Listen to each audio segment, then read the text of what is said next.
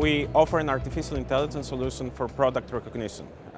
We are participating in the Arrest Challenge, and we are proposing a system that can automatically detect components, arrest components across a very, very big collection. The unique selling point of our approach is that we have already validated it on a much bigger problem, and this is the problem of nature classification, where we can perform species recognition very, very accurately. Now we take this approach and we apply it to electronic components. So we go from biodiversity to electronics diversity, and we hope that in a few months we can have a system ready where you can simply take an image of your product or maybe multiple images of your product and identify exactly which part it is and then order it.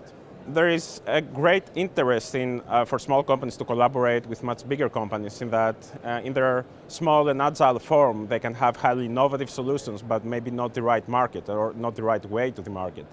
In our case, if our solution could find its way into Arrest, that would be a very, very interesting and exciting possibility for spreading out our technology to even more customers in the future.